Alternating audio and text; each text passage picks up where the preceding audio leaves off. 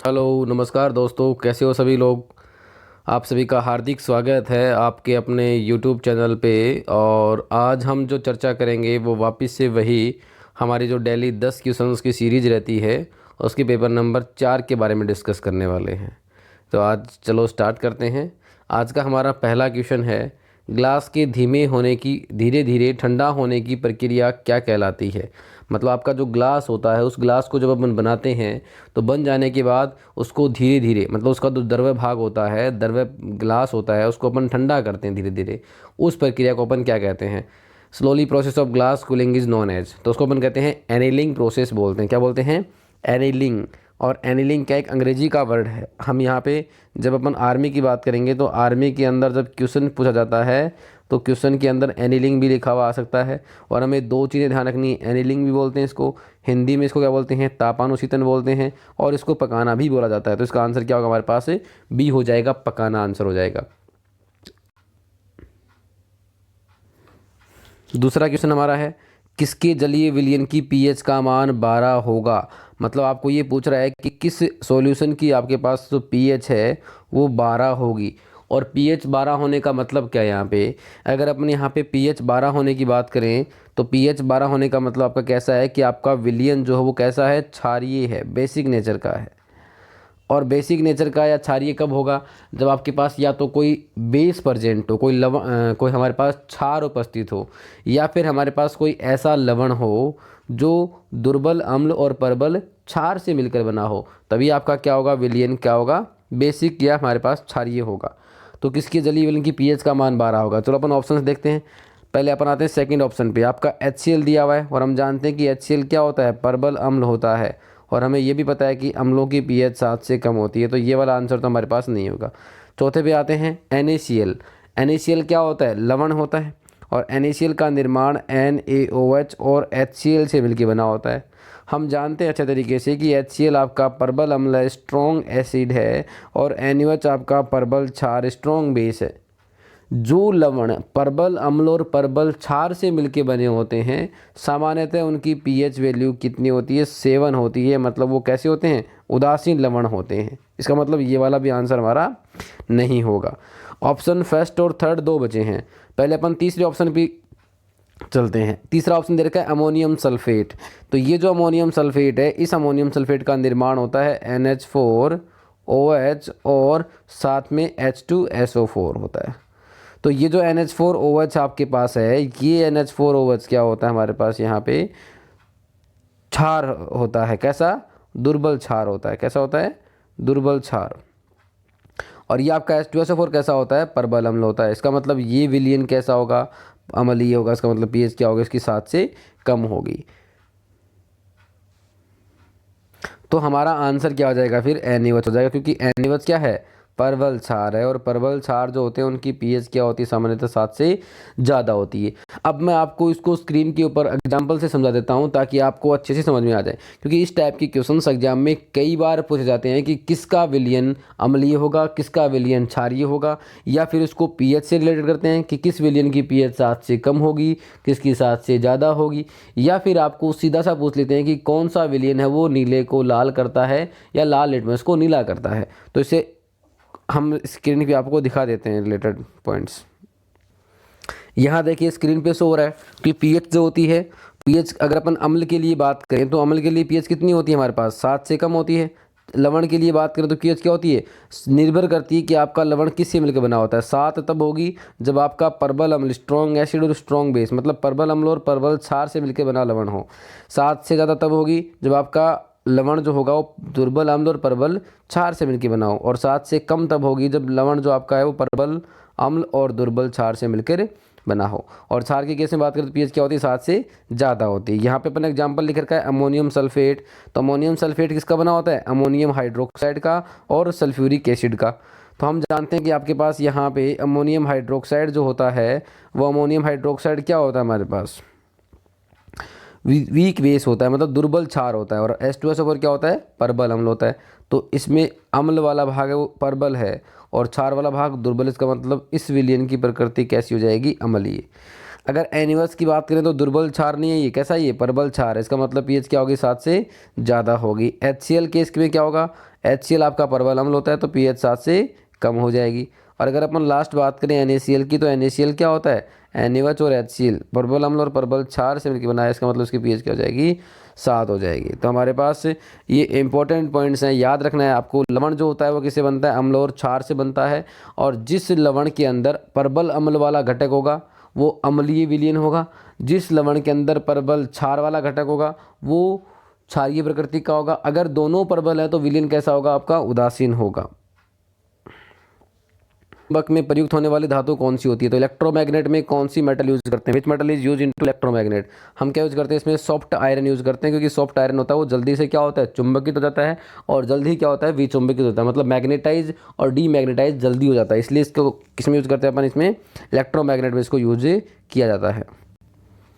अगला क्वेश्चन है सर्वाधिक आघात वर्धे, मतलब सर्वाधिक मेलिएबल, मोस्ट मेलिएबल मेटल कौन सी होती है। तो इसमें देखो दो बातें याद रखनी है आपको। मोस्ट मेलिएबल मेटल जो होती है वो सोना और चांदी दोनों होते हैं, Au और Ag। सोने का प्रतीक क्या होता है, Au होता है, और चांदी का क्या होता है, Ag। बट अगर आपको ये पूछे कि सबसे ज़्यादा मेलिएबल कौन सी है, तो हम क्या कहेंगे, इस मोस्ट मेलिएबल मेटल आपकी कौन सी होती है, सोना होता है, गोल्ड जिसे बोलते हैं। और इसका सिंबल क्या होता है, Au, और इसका लैटिन नेम क्या होता है, ओरम होता है। क्या होता है, ओरम होता है। ये भी कई बार एग्जाम में सिंपल पूछ लेते हैं आर्मी के अंदर। अगले क्वेश्चन की तरफ बढ़ते हैं। नेक्स्ट क्वेश्चन है क्लोरोफॉर्म के ऑक्सीकरण से कौन सी गैस बनती है। तो हम जानते हैं कि क्लोरोफॉर्म जो होता है वो क्लोरोफॉर्म क्या होता है आपका, CHCl3 होता है। क्या होता है क्लोरोफॉर्म, CHCl3। और अगर इसका ऑक्सीकरण करेंगे तो ऑक्सीकरण का मतलब क्या हो जाएगा, ऑक्सीजन गैस की उपस्थिति। और ऑक्सीजन गैस की उपस्थिति होती है, क्या बन जाएगा इसमें, COCl2 बन जाएगी। और ये COCl2 क्या होती है आपकी, फोस्फीन होती है या फोस्जीन, दो नाम होते हैं, फोस्फीन और फोस्जीन। तो फोस्फीन होती है, उस फोस्फीन का मतलब होता है PH3, मतलब इसको बोलते हैं PH3 को अपन फोस्फीन बोलते हैं। और फोस्जीन की अगर अपन बात करें तो फोस्जीन क्या होती है आपकी, COCl2 होती है। तो आपका आंसर क्या है कि क्लोरोफॉर्म के ऑक्सीकरण से कौन सी गैस बनती है, फोस्जीन बनती है, जो क्या होती है, एक जहरीली गैस होती है। इसलिए आपने कभी देखा हो तो आपकी लेबोरेटरी के अंदर जो भी क्लोरोफॉर्म रखा होता है वो क्लोरोफॉर्म हमेशा काले रंग की या फिर गहरे रंग की बोतलों के अंदर रखा होता है, ताकि उसका प्रकाश के द्वारा या बाहर की उसको ऊपर से टाइट पैक करते हैं ताकि उसके अंदर ऑक्सीजन एंटर नहीं कर सके, उसका ऑक्सीडेशन नहीं हो सके। मैं आपको एक बार स्क्रीन पे दिखा देता हूँ इसमें कि हमारे पास ऑक्सीकरण से कौन सी गैस निकलती है। देख लीजिए यहाँ पे क्लोरोफॉर्म जो है उसका ऑक्सीकरण होने से क्या बन रहा है, COCl2 जो जहरीली गैस होती है, और साथ में क्या बन रहा है हमारे पास, HCl बन रहा है। इसका मतलब यहाँ COCl2 जो होती है उसे कार्बोनिल क्लोराइड बोलते हैं, और ये क्या होती है हमारे पास, एक जहरीली गैस होती है। CH3CHO या CH3COOH का IUPAC नेम क्या होता है। तो देखो IUPAC नेम के लिए हमें ये पता होता है कि अगर आपके पास एक कार्बन हो तो हम एक वर्ड यूज करते हैं, मैथ बोलते हैं। अगर आपके पास दो कार्बन हो तो हम एथ यूज करते हैं। तो आपके पास जो दिया गया यौगिक है उसमें कुल कितने कार्बन हैं, 2 कार्बन हैं। इसका मतलब कौन सा वर्ड आ जाएगा, एथ आ जाएगा। साथ में हमें ये पता होना चाहिए कि यहाँ जो एथ आ रहा है उसके साथ साथ यहाँ जो उसमें क्रियात्मक समूह लगा हुआ है CHO, ये क्रियात्मक समूह किसका होता है, एल्डिहाइड का होता है। किसका होता है, एल्डिहाइड। और एल्डिहाइड के लिए हम एक पीछे अनुलग्न लगाते हैं, उस अनुलग्न को अपन बोलते हैं एल बोलते हैं, AL जिसे अपन बोलते हैं, क्या बोलते हैं, एल बोलते हैं। तो यहाँ पे आपके पास जो यौगिक दिया हुआ है उसमें कार्बन हमारे पास 2 हैं, और इसमें जो क्रियात्मक समूह लगा हुआ कौन सा है, एल्डिहाइड, जिसे अपन क्या लगाते हैं, अनुलग्न एल लगाते हैं, AL लगाते हैं। और इसके अंदर कार्बन कार्बन की मध्य बंध कौन सा है हमारे पास, सिंगल बंध है, एकल बंध है। इसमें क्या लग जाएगा, एन लग जाएगा। तो क्या होगा, एथेनल हो जाएगा। क्या हो जाएगा, एथेनल। क्या होगा, हम यहाँ पे लिखा देंगे एथ होगा, साथ में क्या होगा, एन, और साथ में क्या होगा यहाँ पे एल होगा। तो क्या बन जाएगा, ये एथेनल बन जाएगा। आंसर हमारा कौन सा हो जाएगा, दूसरा हो जाएगा। अगला क्वेश्चन है K2CrO4 में क्रोमियम की ऑक्सीकरण अवस्था कितनी है। तो हम ये निकालना पहले सीख सकें कि पोटेशियम जो होता है उस पोटेशियम की ऑक्सीकरण अवस्था +1 लेते हैं अपन, क्योंकि पहले वर्ग में आता है। और इसमें 2 पोटेशियम कितना होगा, 2 से मल्टीप्लाई कर देंगे, प्लस जिसकी हमें ज्ञात करनी होती है उसको क्या मान लेंगे अपन, x मान लेंगे। क्या मान लिया हमने यहाँ पे, x मान ली। और ऑक्सीजन की कितनी दिशा मानते हैं, -2। यहाँ पे ऑक्सीजन के कुल कितने परमाणु हैं, 4 परमाणु। तो कितना हो जाएगा, 4 × 2। और उसके ऊपर कुल आवेश कितना है, 0। तो किसके इक्वल हो जाएगा, ये 0 के इक्वल। तो यहाँ से अपन निकालेंगे तो क्या हो जाएगा, 2 + x - 8 इक्वल टू कितना हो जाएगा, 0। तो यहाँ से x की वैल्यू कितनी आ जाएगी हमारे पास, +6। मतलब यहाँ पे क्रोमियम जो है वो +6 ऑक्सीकरण अवस्था में उपस्थित है। तो आंसर क्या है हमारे पास है, तीसरा। ये पहले भी अपन क्वेश्चन कर चुके हैं। N3- में संयोजी इलेक्ट्रॉनों की संख्या कितनी होती है। तो अगर मैं बात करूँ नाइट्रोजन की, तो नाइट्रोजन जो होता है उसका परमाणु क्रमांक 7 होता है, और इसका अगर इलेक्ट्रॉनिक विन्यास लिखेंगे अपन क्या लिखेंगे 2,5 मतलब 2,5 लिखेंगे। और इसमें जो सबसे बाहर जो इलेक्ट्रॉन्स होते हैं वो किस में होते हैं, संयोजी कोष में होते हैं, जिसकी इंग्लिश में वैलेंस शेल बोला जाता है। तो यहाँ पे N सामान्य नाइट्रोजन के अंदर कुल संयोजी इलेक्ट्रॉन कितने हैं, 5 उपस्थित हैं। लेकिन यहाँ पे आपके पास क्वेश्चन में लिखा है nitride ion N3- number of valence electrons in nitride ion लिखा है। तो N3- का मतलब क्या है, यहाँ पे ऊपर माइनस लिखा हुआ है, इसका मतलब इसमें इलेक्ट्रॉनों की अधिकता है। और यहाँ 3 इलेक्ट्रॉन दिखा रखे हैं, इसका मतलब इसमें कुल कितने इलेक्ट्रॉन हो गए, 7 पहले थे और 3 अब आ गए, कुल कितने हो गए हमारे पास 10 इलेक्ट्रॉन हो गए। तो अगर अपन इसका इलेक्ट्रॉनिक विन्यास लिखेंगे, सबसे पहले कोष में कितने आ जाएंगे, 2 इलेक्ट्रॉन, और उसके बाद कितने बचे हमारे पास, 8 बचे। तो कितने आ जाएंगे, 8। तो अब N3- के अंदर कुल कितने इलेक्ट्रॉन हो गए हमारे पास, अभी 8 इलेक्ट्रॉन हो गए, किसमें, संयोजी कोष में। तो इसका आंसर क्या हो जाएगा, 8 इलेक्ट्रॉन हो जाएगा। ये इंपॉर्टेंट क्वेश्चन है, इसको एक बार वापस देख लेना आप। क्वेश्चन है CGM की संयोजकता कितनी होती है। तो देखो संयोजकता का मतलब क्या होता है, वैलेंसी, और वैलेंसी डिपेंड करती है सामान्यतः कई बार क्या होता है, वैलेंस इलेक्ट्रॉनों पे, मतलब संयोजी इलेक्ट्रॉनों की संख्या पे। तो अगर आपको पूछे कि संयोजी इलेक्ट्रॉनों की संख्या कितनी होती है CGM की, तो हम कहते हैं कि CGM जो होता है आपका, CGM कौन से वर्ग में आता है, फर्स्ट A वर्ग में आता है। कौन से वर्ग में आता है, फर्स्ट A वर्ग में। तो फर्स्ट A वर्ग के तत्वों में कितना वैलेंस इलेक्ट्रॉन या संयोजी इलेक्ट्रॉन होता है, 1 होता है। तो इसकी संयोजकता कितनी हो जाएगी हमारे पास, यहाँ पे 1 हो जाएगी। लास्ट और फाइनल क्वेश्चन क्या है, मंदक या मॉडरेटर का कार्य किया जाता है, वर्क ऑफ मॉडरेटर बाई।